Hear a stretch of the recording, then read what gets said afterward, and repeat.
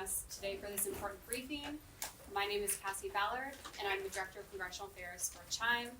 CHIME is a membership organization for Chief Information Officers in hospitals, health systems, and other healthcare settings across the country.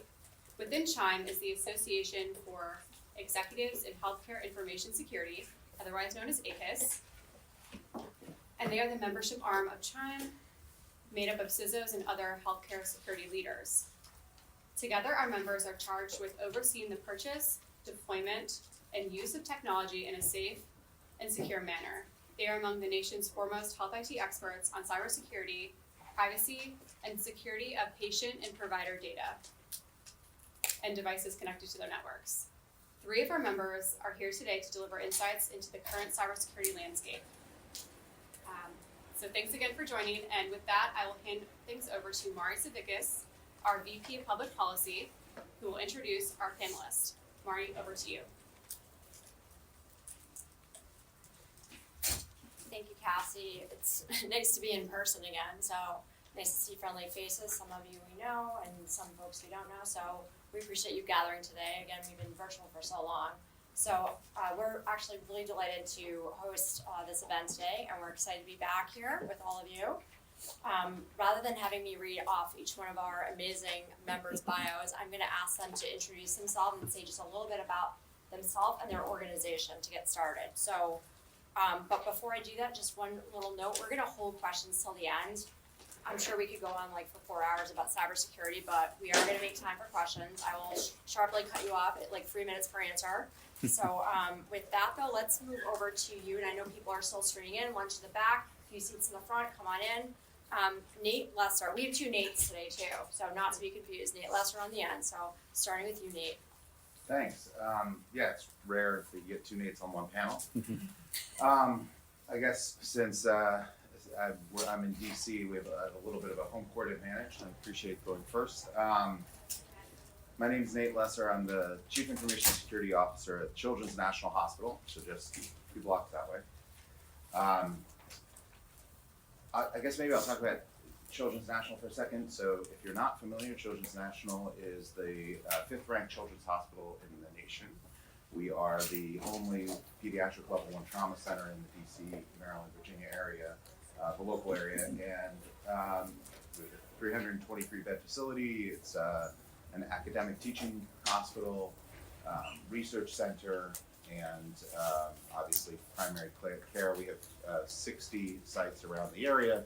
And so when we talk about cybersecurity and healthcare, we have a lot of challenges. We all do, I think, but and there's some things that are unique to pediatrics, just like we say when it comes to healthcare. Children aren't just small adults. Similarly, we have some unique challenges around cybersecurity that we can talk about in a few minutes. Personally, I've been in DC since 2005, so coming up on 20 years.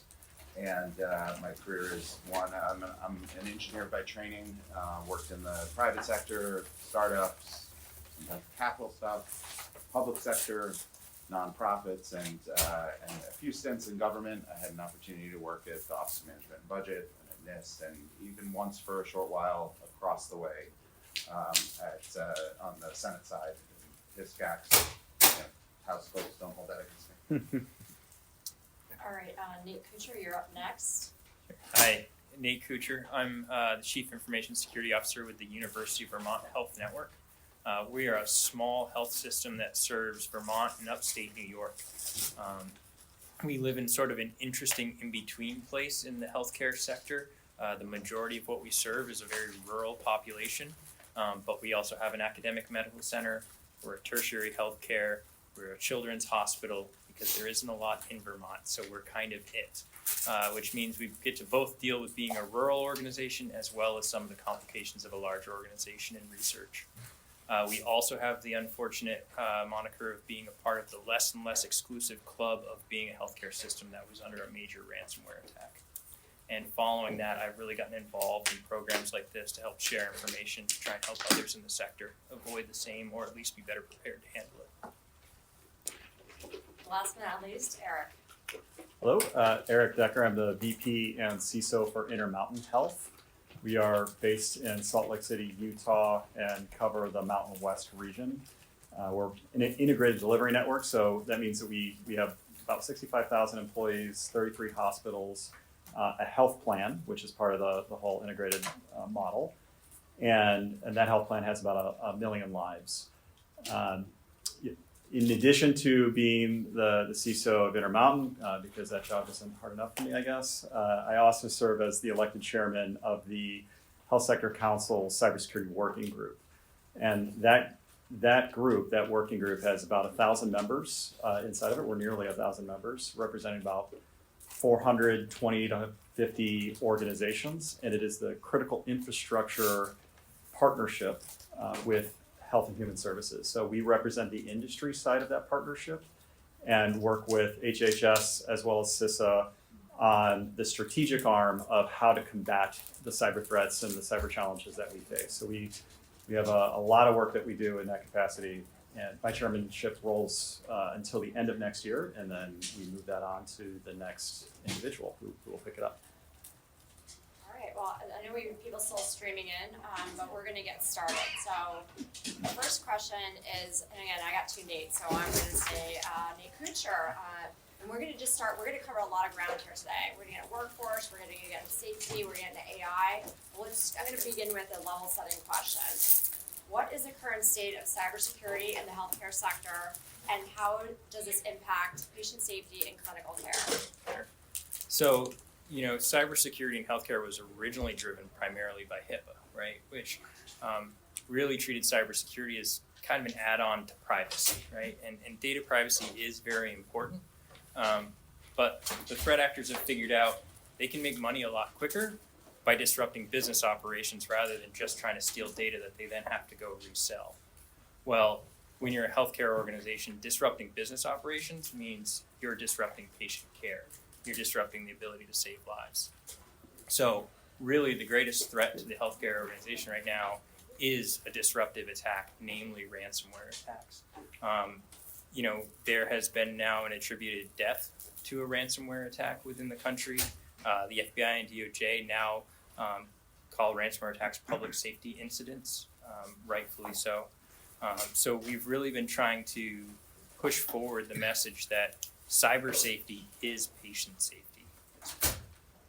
And feel free to jump in before we move on any level setting issues.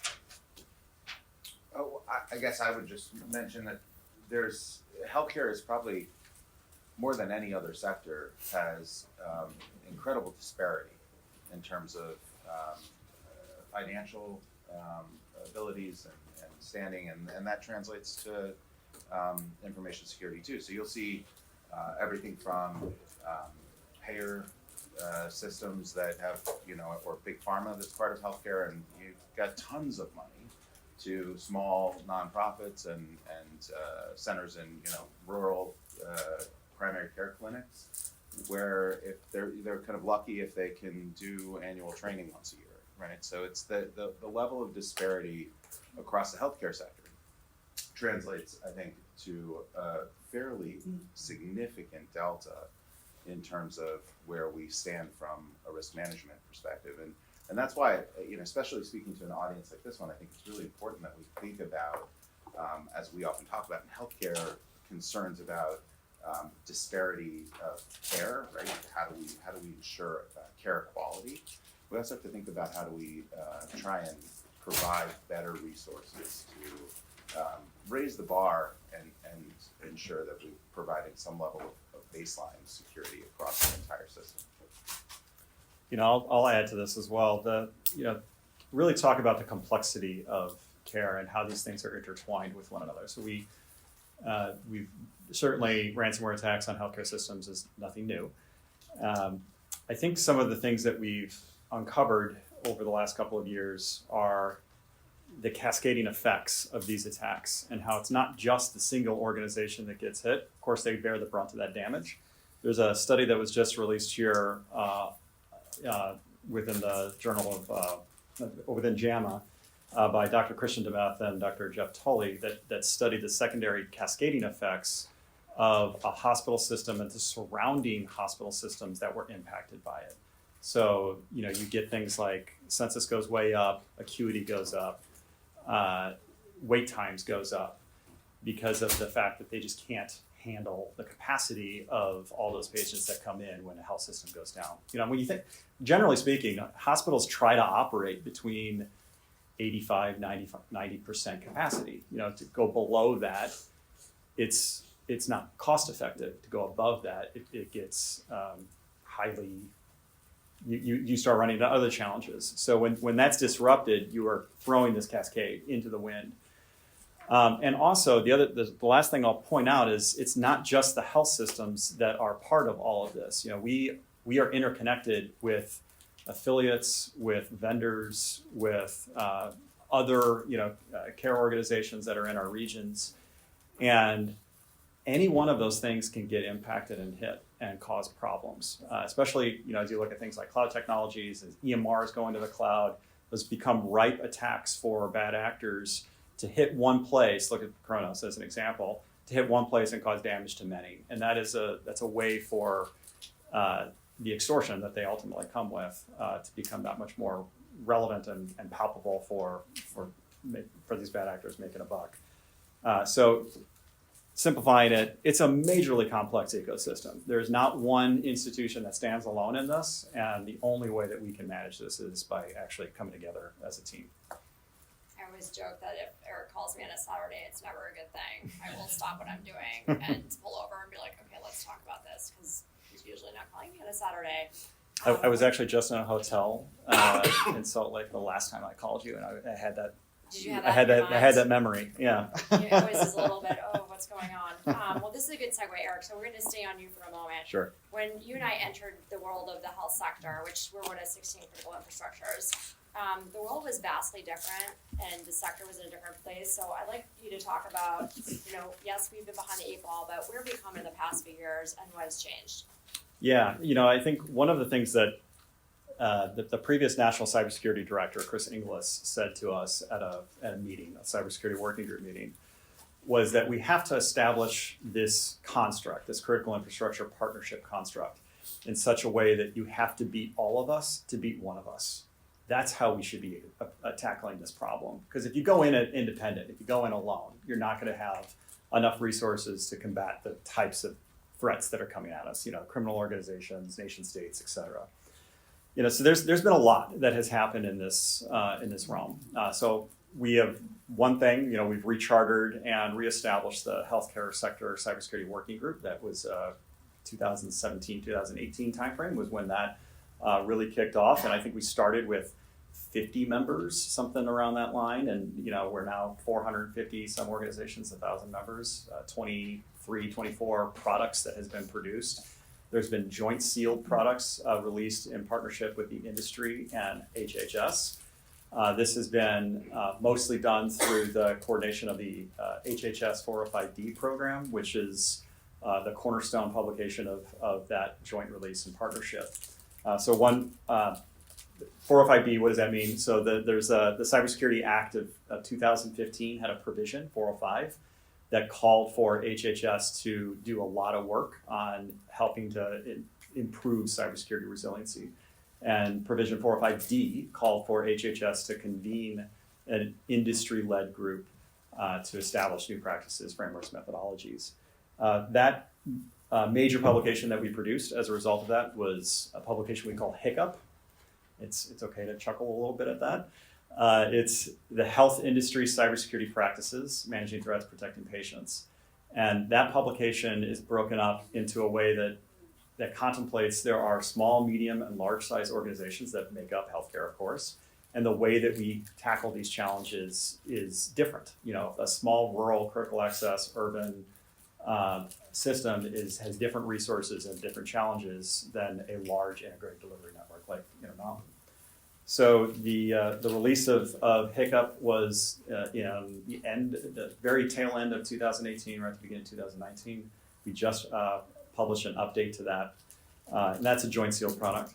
And then one other product that we released here just this year was spearheaded by the 405D program and sponsored by the Deputy Secretary of HHS. And this was the Hospital Cybersecurity Resiliency Landscape Analysis. We call it the Landscape Analysis. And this document, this publication, was really the diagnostic tool for what is the state of hospital cyber resiliency and how are we holding up against known threat actors? How are we getting beat? And looked at data from HC3, from FBI, from CISA, from HISAC. That was the how we're getting beat. And then looked at how well we say we're being, how well we are at being resilient to this. And then ultimately gave it a four-tiered sort of set of structures of what needs to happen. So I would recommend everybody take a look at that landscape analysis. It really is it's what the industry and federal government came together to say this is really the priority of what we need to do to improve. And if you're looking for these resources, we have access to all of them, so you can just email us at policy, really easy, policy@chimecentral.org, or contact Cassie in the back, who will gladly connect you to those resources. One just quick note, Greg Garcia is here with us. He is the head of the Joint Cybersecurity Working Group. Get to know him. So thanks, Greg, for coming. Let's move on to privacy, one of my favorite topics. So back over to you, Nate Lesser. This has been a big topic in Congress. They're particularly focused around children's privacy. There's a very strong nexus between privacy and cybersecurity. So why is it particularly crucial to protect a child's health information? And how can we ensure that their sensitive data is adequately safeguarded? Yeah, so I think foundationally, people often don't understand why hospitals come under cyber attack, right? I mean, we think about it, maybe it's because we generally perceive the world through our own lens and think that attackers have the same sensibilities that we do. They don't. And we think, well, certainly certain parts of critical infrastructure should be off limits, right? Of all things, children's hospitals, shouldn't they not do that, right? And yet, of course, like everything else, there are core motivations there. The ransomware attacks have become really sort of most foundational fear for any CISO inside of a hospital system. We've seen, unfortunately, Nate Kuchar mentioned that it's a growing group of hospitals. It's not a small elite club anymore of hospitals that have been down for days or weeks or even more than a month, not being able to provide the same level of consistent care that they were before a ransomware attack. So that's what keeps us up at night, I think, more than anything. But our attackers have gotten really smart, right? So the response that we had to ransomware initially was, okay, you're gonna come and encrypt our systems. We'll make sure everything's backed up ahead of time. So then we don't have to pay the ransom, we can just restore from backup. But unfortunately, unlike other types of risk that we have to deal with, the risk of a hurricane, or of a water main break, or someone cutting the fiber optic cable, this is a risk that has a sentient opponent. It's much more like terrorism risk. So when we say, oh, okay, we'll create backups and we'll ensure that we are in a position to not pay the ransom because we can just restore all our systems on our own, they say, oh, well, first we'll steal the information that you have, then we'll encrypt your systems. And so we'll hold not only your hospital for ransom, saying you can't get your systems back if we don't give you the keys to decrypt, but even if you can restore all of your systems from backup, we're also going to hold those data. We're going to hold those for ransom. And in the case of the nexus with pediatrics, the concern there is that healthcare records are valuable because they allow you to steal someone's identity. And unlike a credit card number, where we've kind of created a moral hazard. At some point, I'll get off my soapbox about this, but I don't care who has my credit card number because at the end of the day, it's annoying, but I can call my credit card company, cancel it, and I have no liability for those charges. The same thing, to some degree, is true for my social security number. I can call, it's a pain, but I can actually get a new social security number if I need to. I can't revoke my medical history. That's not a thing that I can change, not if I want to continue to receive care and not die. So that's where we get into this, like those records that we possess and hold are the most valuable sets of data that allow for someone to steal your identity and giving you very little that you can do about it to try and clean it up.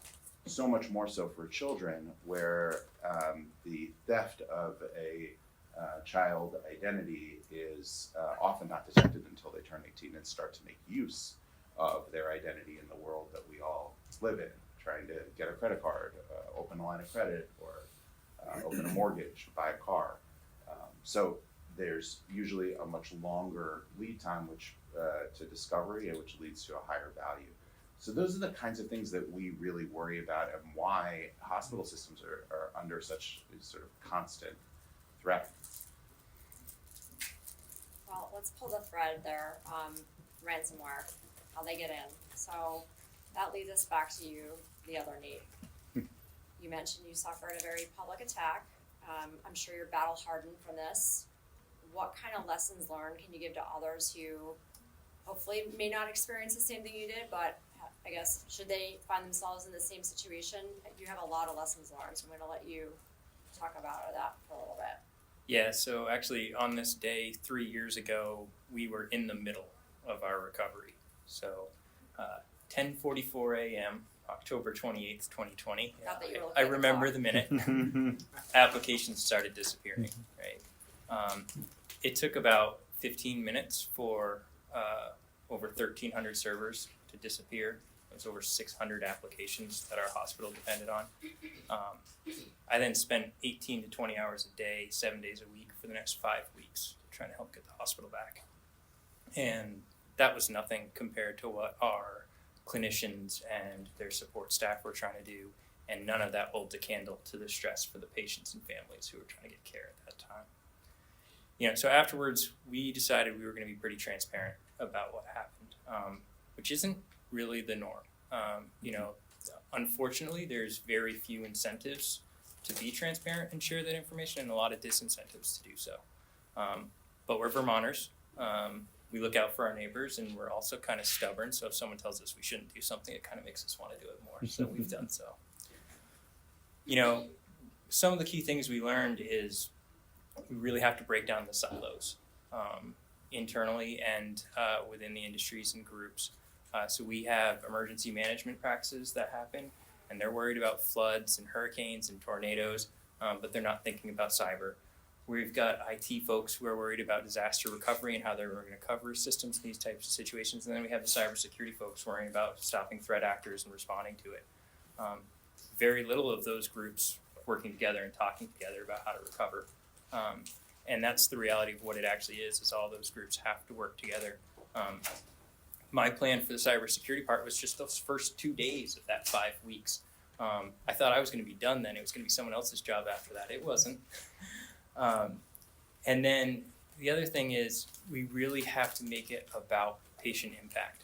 A lot of the guidance that's out there that isn't based on healthcare, it's based on other industries, finance, et cetera, has a lot more money. They've put a lot more investment in it. So if you go looking for cyber resources, a lot of it's going to talk about business impact assessment. That really leads you down a path that isn't appropriate for healthcare. You really have to think patient impact.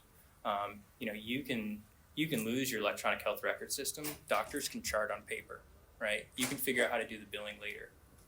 You can't mix a chemo cocktail by eye. So the priority order that you have can be totally wrong. So we've really tried to get that through to other groups. And then there were some things that worked out well for us that we've tried to educate folks on too. We had done network segmentation, which is really just a fancy way of saying we controlled what could talk to what within the organization. So we said, you know, your laptops, your regular laptops really shouldn't be talking to the medical devices. And they really shouldn't be talking to the lab where we do all of the testing. And so because of that, when we had the impact on our regular environment, it didn't cross over into the medical devices. It didn't cross over into the lab space. So that let us keep those things going, which was really important. We were in the middle of COVID, and we were basically the lab for Vermont and upstate New York. So had we lost that, it would have been an even worse story than it already was. So those are some of the key lessons we've really shared out. Now we're getting to the meat. Oh, do you want Yeah, to no, I just want to thank Nate and University of Vermont Health Network for going public on this. You know, Nate says not many do this, and their story and the level of depth that they went to in their story, it is publicly available. I would highly encourage you to read it because it will open your eyes as far as those lessons. And I think they've just been incredibly brave, incredibly transparent, and took an incredibly horrible situation and made positive waves that came out of it to kind of bring awareness, to the rest of the industry. Nate has an excellent 1.5 webinar where he breaks it all down, so we can Yeah. also get you access to that. So now we're getting to the meat and potatoes of this. Who's knocking on the door? How'd they get in? So I'm going to turn it over to you, Eric, to talk about China. So government officials, we're getting into the saucy stuff, have said that China could use cyber attacks in the future to quote unquote disrupt U.S. decision making. I mean, this may not come as any surprise. CISA has also said that China, I'm going to read this, almost certainly is capable of launching cyber attacks that could disrupt critical infrastructure services within the United States. So how imperative is that healthcare shore up our defenses and improve our posture to the sector? Yeah, so let me start by saying, as we think about cyber and what we need to do as critical infrastructure to protect ourselves, we have to have an adversarial mindset. It's very easy to start looking at the world in black and white controls and think, this control is failing, this control is successful. If 95% of all my controls are successful, that must be good, right? 95% is an A. Well, that 5% that you're missing might actually be the most important thing, and you might be investing your time in the wrong areas. So an adversarial mindset literally means you're thinking about who are the primary people that are trying to break in, and what are they trying to do? What is their motivation? What are they trying to accomplish? The means by which break-ins happen are generally roughly the same. The mechanisms and how they do that. I'm going to actually get a little technical here for a second, just to kind of hone in on a particular point. There's one of 3 vectors that is the most primary way of the initial intrusion inside of an organization. But the initial intrusion is not the end of the game. It's just the beginning of the game. So it's either social engineering, where, phishing, clicking links, dropping malware. It's a thing we've heard about a million times. The social engineering also includes these fraudsters, these folks, these bad actors calling your help desk and trying to impersonate you. And common things that people use to identify the person on the other end of the phone: last 4 digits of your social security number, your date of birth. Guess what? All that's on the dark web. That's easily passed. So that doesn't work anymore. And what do? They reset the passwords. They re-enroll in multi-factor authentication. Now they're beyond all the defenses that we just put in place to protect against phishing. So that's attack 1. Attack 2 is we have a vulnerability that's exposed to the internet that's on one of our servers and systems. And CISA has done a really great job of showing the world, literally the world, what are those, what they call known exploited vulnerabilities, or KEVs. Those known exploited vulnerabilities are actively being used by these same bad actors, adversarial mindset, to break into systems. So if you're not patching those things first, you're at risk. And so that's a way of thinking, like, how do we get ahead of that? The third vector is I mentioned at the top, we're a highly connected ecosystem. So we have third-party vendors. Of course, they have our data. And so a data breach is one avenue of damage. The other way that it's happening is they break into the third-party vendor, and then they ride a back door that comes into the hospital system through a network connection or some other type of remote access. So you go after, that. I put my front door, I've secured that, but and we've got thousands of connections inside of a healthcare system. So there's many avenues. That's the first step. The final step before the damage is caused, data leaks, ransomware, disruption, et cetera, is getting privileged access, usually through something called Active Directory. And that is the place where everybody goes. And the step between the first and the last can happen between an hour and a half. So depending on how you have constructed your cybersecurity programs and how resilient you are inside your organization. So now let me go back to your question here, which is, what are some of these nation state actors doing, and what are the capabilities and why? When we think about countries like Russia, Eastern European organizations, Russian-speaking organizations. Generally speaking, it's criminal organizations that have some kind of non-extradition treaty associated to it. And so as long as they don't attack the quote unquote motherland, they will be allowed to operate with impunity inside of Russia. And so we get a lot of criminal organizations from there, not directly from Russia, because everybody goes around that. You know, you can't just block Russia and think that you're going to be fine. But generally speaking, organized crime are the groups that are causing extortion and trying to take money out. They're doing the data theft, they're doing the selling it on the dark web, and they're shutting down your systems, generally speaking. China doesn't have that kind of they don't need that. They have an economic engine. You know, this is a nation state, you know, kind of relationship here. But they obviously have a lot of intellectual property interests. You know, we produce a lot of intellectual property, so there is for sure an interest there to steal that intellectual property and then repatriate it inside of China to use that as an economic advantage. The other thing is, you know, they just I would recommend everybody watch the last might have been 2 weeks ago or 3 weeks ago. There's a 60 Minutes episode that showed it was a Five Eyes 60 Minutes episode. And this was the 5 most prominent intelligence organizations in the world coming together to talk about the threat that China is facing on the world. And the level of sophistication that they have and the level of ability that they could cause disruption were it necessary in a geopolitical kind of context to do it. And it's scary. And so, you know, when you think about that, you think about critical infrastructure and you think about what can go wrong. You know, we're just like healthcare is highly connected inside one critical infrastructure. We also rely on other infrastructure. We rely on water tremendously. Power we rely on. A hospital can go on emergency power for several days, you know, generators and such, and still maintain services. If they don't have water, we have a big problem on our hands. And that's the same for many of those critical infrastructure. So when you start thinking about it in an ecosystem like that, where would be the most damage to national security? It's in those areas where these sectors have cascading effects, and we really need to organize around that in this kind of adversarial mindset. And that brings us to why you need insurance.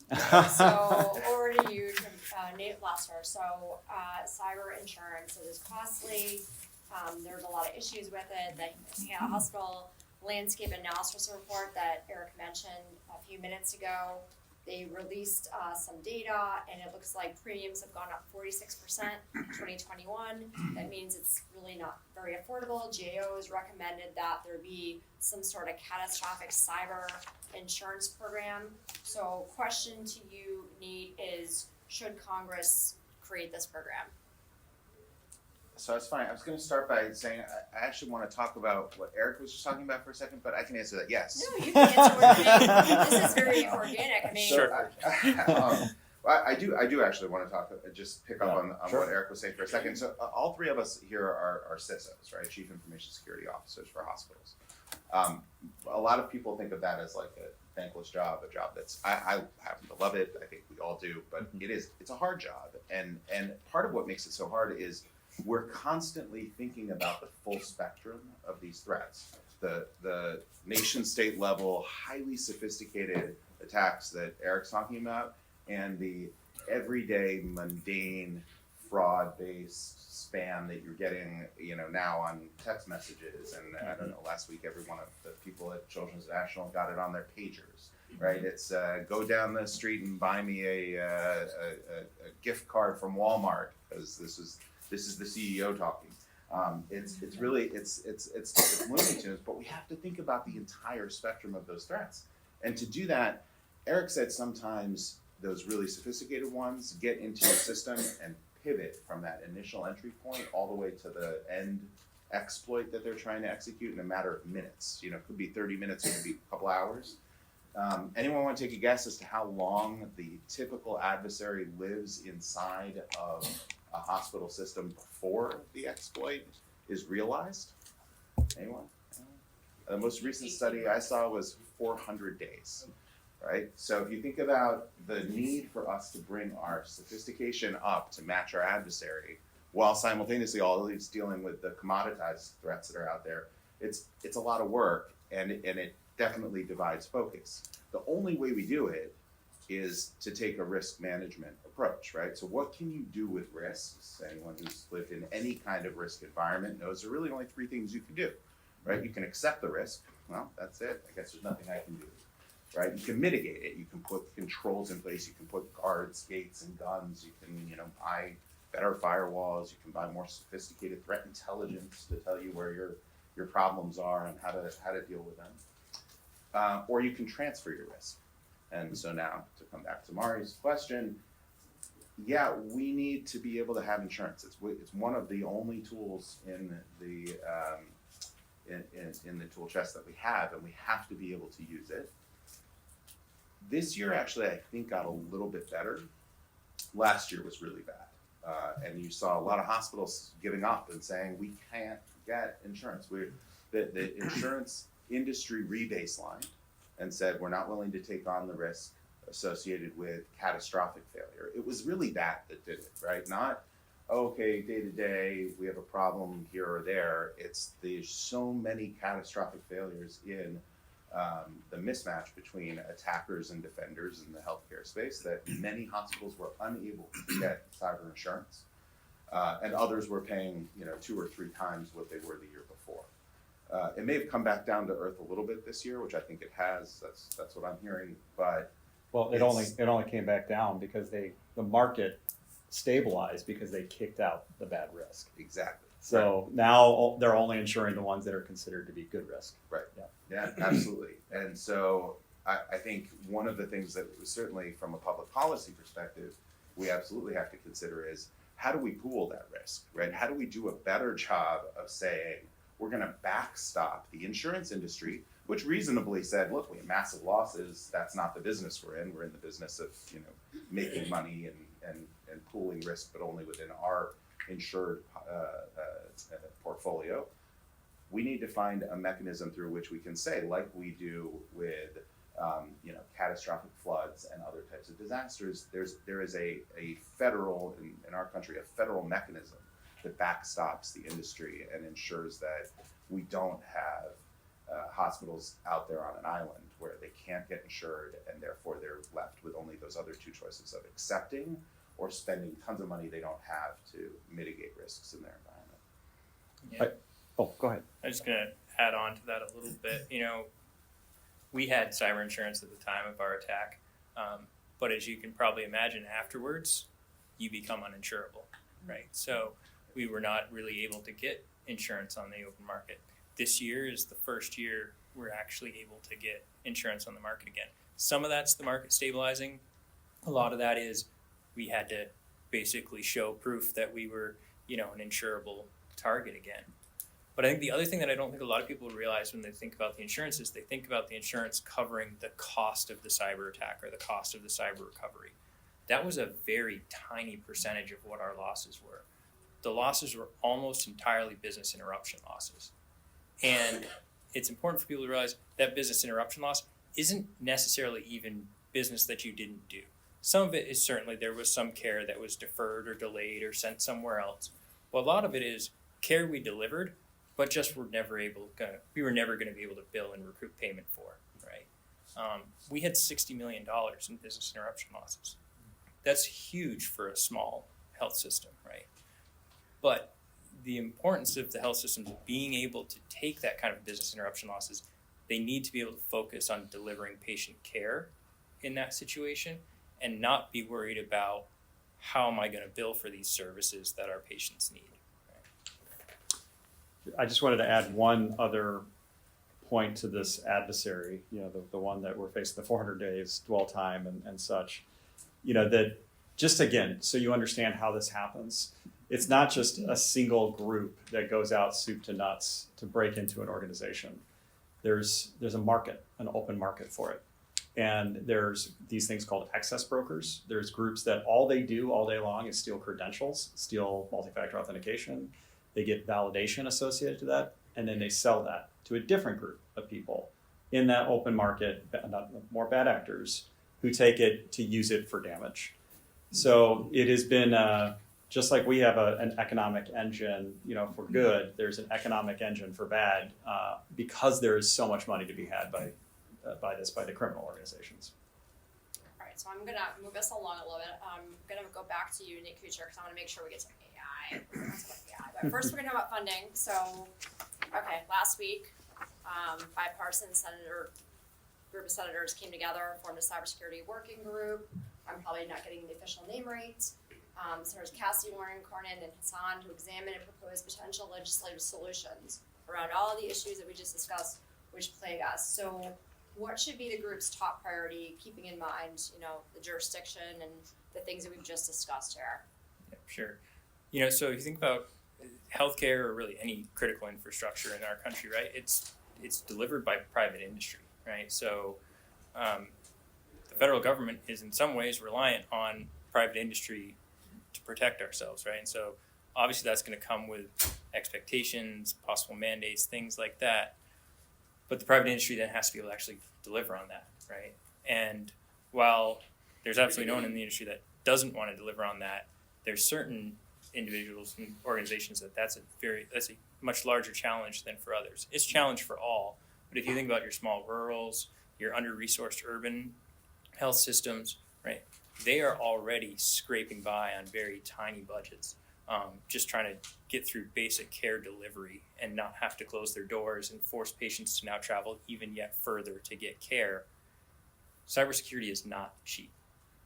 So CHIME did a survey of members, and 40% of the respondents said they would need help in the form of grants or other financial assistance to be able to actually implement a cybersecurity program to actually try and do their part of this equation. That brings us to those who are the least capable, some would call the weakest link. Briefly, Eric, would you please touch on some of the things that the sector is doing to help bring these folks forward?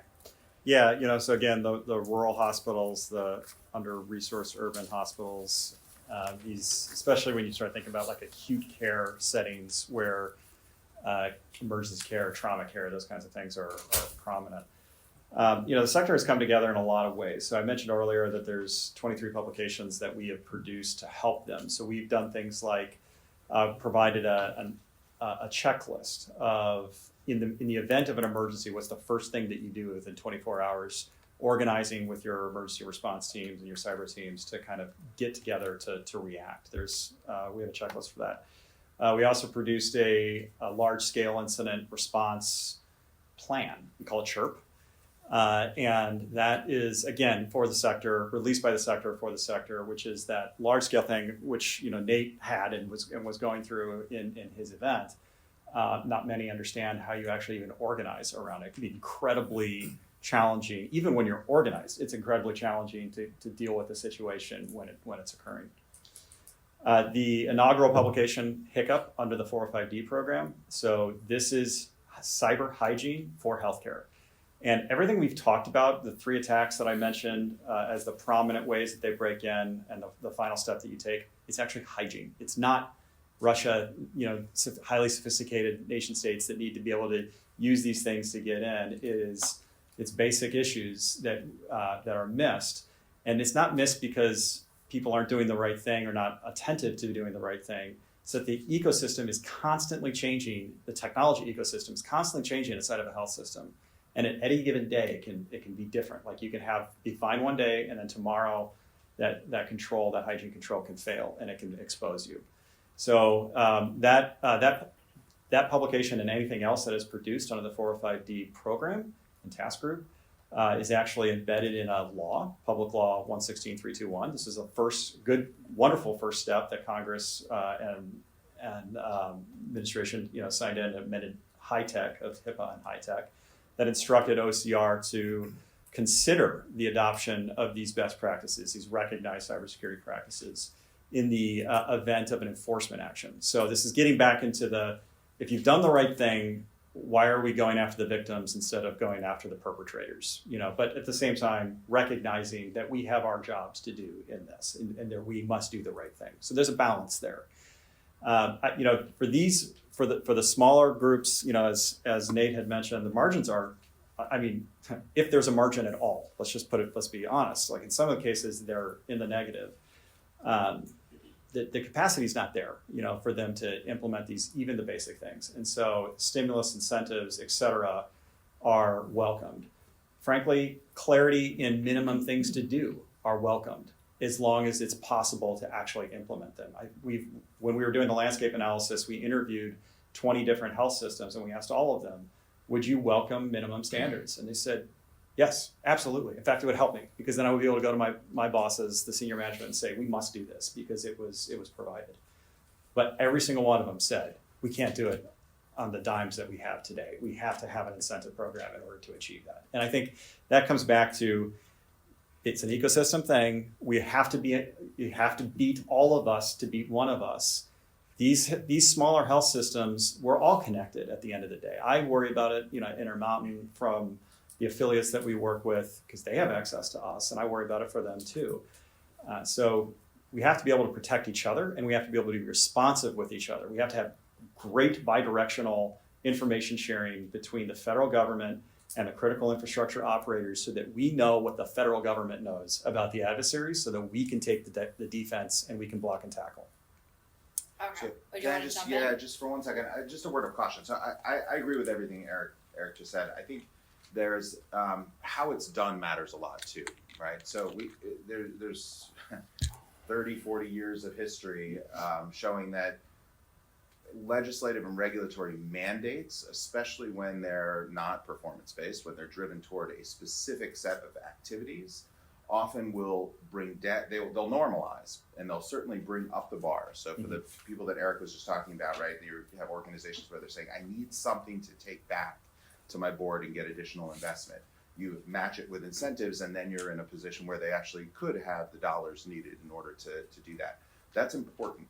At the same time, for organizations that are doing more, we don't want to lower the bar, right? We don't want to be in a position where we're taking organizations that are more mature and doing more work there, and have their boards of directors turn around and say, well, if all you have to do is that, we're cutting your funding. Right. So the way to do it is really to, from my perspective, tie it to standards, 405D, NIST, and raise the bar by providing incentives to meet those standards. That's I think the key thing. It's just the devil's in the details a little bit. You have to be very careful about how you do it, which is why it's also important to talk to experts and partner with organizations like CHIME and others.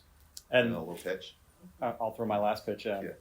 We have the construct for how we do this. It's the Health Sector Coordinating Council, the Cybersecurity Working Group. We have the partnership.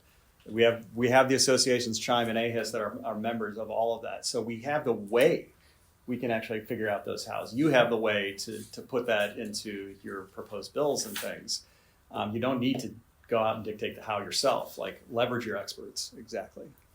You're very good at acronyms, Eric. I know. Chirp in there and go. All right, let's end with AI. All right, thank you all for staying for the saucy part. Some have said this is really going to be weaponized, right? AI is going to be weaponized to leverage cybersecurity attacks.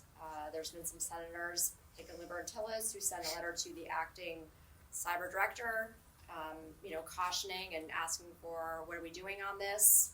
So let's talk about this. Have you seen? I'm going to start with you, okay, and y'all can comment on this. I do want to leave at least 5 minutes at the end for questions. And I know I have one more question for you, but have you seen an uptick in threats from like generative AI? Let's talk about that. Yeah. So first, AI is a pretty big umbrella term, and there's a lot of technology that fits in under it, right? So there's been things like machine learning, which is just a fancy way to say a computer program that looks for patterns in data. That's been around for a long time. Bad guys have used it. The good guys use it a lot. The new thing is really generative AI, and really large language models is the big thing, which is just applying that pattern technique to the English language, really, if you simplify it.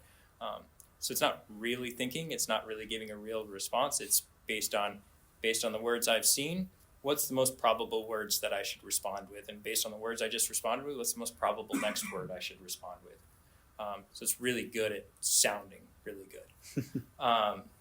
So where that leaves us right now is, the primary way that threat actors are using that is to be better at sounding like they know what they're saying. So if you have threat actors who are not primary English speakers, it is a great way to write a phishing email that sounds well worded and doesn't have all of the grammatical issues that we train people to catch.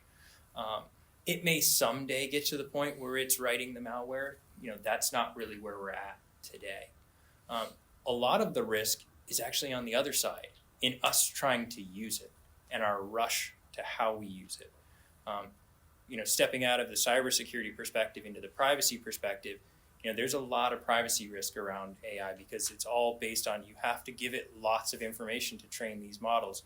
So people not thinking through what they're doing with the data as they're putting it into the models, and how might that come back out, and might you end up exposing personal or private information as it gets reused? How reliable is that in its responses? How trustworthy is it?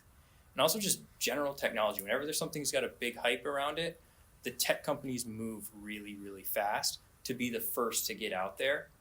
And so they're going to make all the classic cybersecurity mistakes and vulnerabilities that have nothing to do with the AI itself, just kind of sloppy work of trying to get something out quickly, which means there's additional risk around these solutions, which are going to be treasure troves of data because people have put all of their information into them to train the model. So that's really the biggest risk right now, is actually in our own usage of it and how responsible we are versus how the threat actors use it against us. Nate, we're running out of we're running out of time, but anything you want to add about the AI piece? No, it's a long conversation for a Our whole nother next panel. briefing? Okay. But no, I don't have anything to add to that. I think we should let the folks, if they have Well, questions. we have one more, and I'll just make it brief. And then any workforce, it's hard to Sure. talk about anything in healthcare without workforce. So this will be like our lightning round. So let's start with you, Nate Lester. Thoughts, comments on how this is impacting healthcare overall, cybersecurity, anything? Well, so healthcare has its own challenges around workforce to begin with, outside of cybersecurity. But the cybersecurity workforce challenges are massive. And I think the only thing I can say about it is there is something akin to 750,000 openings for cybersecurity positions today in the United States. There are 1.1 million cybersecurity professionals employed today. So about 2/3 of those people could walk out the door and have another job waiting for them. Right? That puts us in a position where we are massively understaffed for the threat that we're facing. The only answer that I can come up with is ways that we can find to collaborate and do more together as a team, or either that or everybody else should go out and get some degrees in cybersecurity right now. That'd be not a bad idea. Right, 20 seconds. 20 seconds. 20 oh my seconds. Gosh. Okay. I'm watching the clock. So take a look at Greg Garcia's testimony. He talked about how NIST, the NIST NICE program could be used as an opportunity. The National Cybersecurity Workforce Strategy from the White House is a good idea. Within Intermountain, we actually have an apprenticeship program where we focus on bringing in people without traditional education backgrounds, and that's actually supported through a state grant in Utah. We could do that at the national level and really tap into some massive amounts of talent that's there, but just don't have the opportunity to go to college to get those dollars. I would really think that's a good idea. Last word. Yeah, so the remote work revolution that came from COVID was devastating to rural healthcare from a cyber staffing perspective. It was never easy to hire for technology positions in a rural situation, but you could usually at least get the cream of the crop local because you would probably be the largest employer in the area.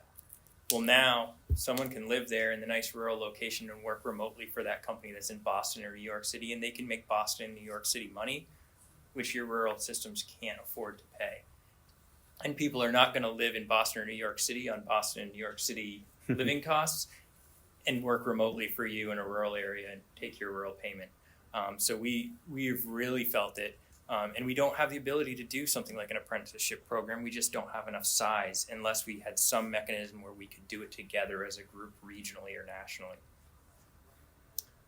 I'm going to stop here and take questions. So, gentleman in the back in the gray. That's you. This is blue, actually. Maybe it's One blue. thing you didn't quite touch on, or maybe briefly when you mentioned third party, is everything related to IoT and medical IoT, connected devices. I've seen some really scary stuff, reports. It seems like that's a massive threat vector. How much are you worried about that, seeing that, concerned about that in your own healthcare system? So we studied that in the landscape analysis, and we studied how are we getting beat. What I'm getting ready to say is not to say this is not important. It is important. Medical device security, connected devices especially, I mean, these are things that are directly involved in our care, and so the security of them is critical. The adversaries today are not exploiting them to do the damage of what we're causing ransomware attacks and things like that. They don't need to.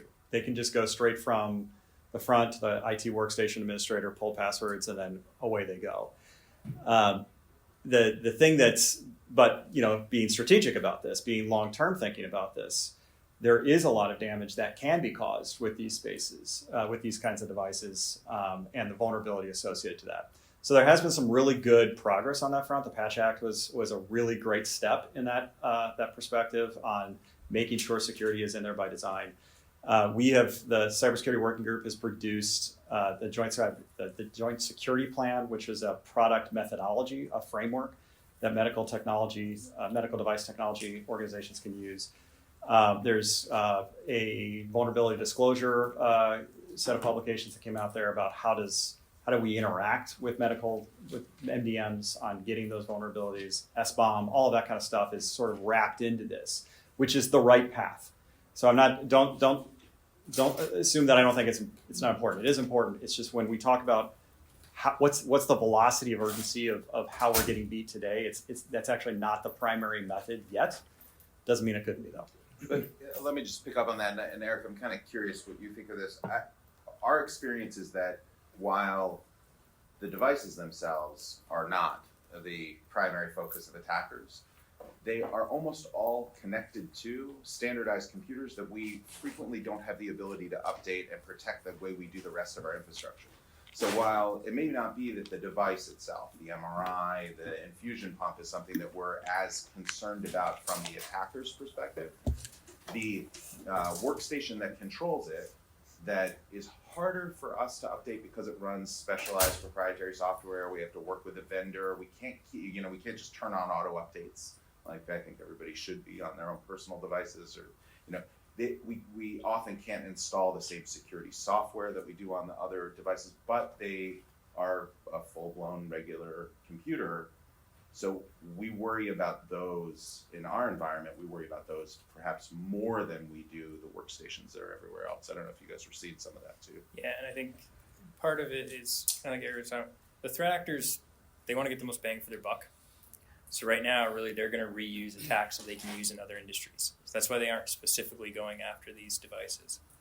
But if you start to tighten up around the rest of it, the way for them to make their money, if you want to ransom a hospital, you take their medical devices offline, right? It's not a big leap for them to make. They just aren't making the investment yet because they don't have to. So right now, they can reuse the same ransomware attack that they're going to use on a bank or anyone else. But as soon as they feel they need to pivot, they can pivot. Right. So when we talk about cyber hygiene, right, a lot of that is about bringing the baseline up consistently across the environment. It's great if I have really sophisticated controls, sophisticated technology to defend against the hospital in general. But if I don't apply it across the entire environment, it's useless, right? I've kind of built half a wall, right? So our concern is, yes, today it's almost exclusively around those standardized computing devices. But when we say something hasn't been patched in 3 years, it's almost always, at least in our environment, a device that's attached to a medical device. It hasn't been patched because we can't, because we have these vendor relationships where we need to work through a really complicated process in order to update it and not break the software that is in fact running the medical device in the back end. I know we're at time, but I think we can squeeze in maybe one or two more questions, hopefully. So go ahead. Thank you guys for mentioning the rural hospitals. I'm from Mississippi, work for a Mississippi member. A lot of our hospitals are rural. We just recently transitioned to Epic a few years ago, if that shows you the state of our infrastructure. What do you recommend congressional offices do when these hospitals alert us to a cyber attack? And follow up for your cyber attack, does it help you? How effective do you think that was? And was there a review conducted after the fact? Because we just had one in our district. They're still catching up on billing. They were almost lost every single one of their patient records because of this attack, so. Yeah, I mean, we worked primarily with the FBI. I think one of the challenges that the federal government has right now is there's too many front doors. And so it does need to be a little bit of work there for cleaning that up and helping organizations know where to go. FBI field offices are a good first place to start. They have that local presence there and they can connect people to the rest of the entities as needed. So within your congressional district, I would really start to encourage the organizations within your district to make that connection to their field office, build that relationship ahead of time. We were lucky, we actually had a really good relationship with our agent. I ran a networking group and she would come just to kind of meet some of the people, so we had that pre-existing relationship. So when I showed up at 5 a.m. and the FBI was waiting at the door, right, it was Jennifer, it wasn't the FBI, right? So that's a big, big thing. Yeah, I mean, and we're always here to help. I mean, we triaged a few situations. We go in a confidential mode. You don't need to tell us who it is. We'll tell you who to talk to, and we're off to the races. Or we have access to some of the vendors who can help, triage some of those critical, acute situations. So I want to give a thanks to our panelists. Thank you. Round of applause for everyone. Thank you very much.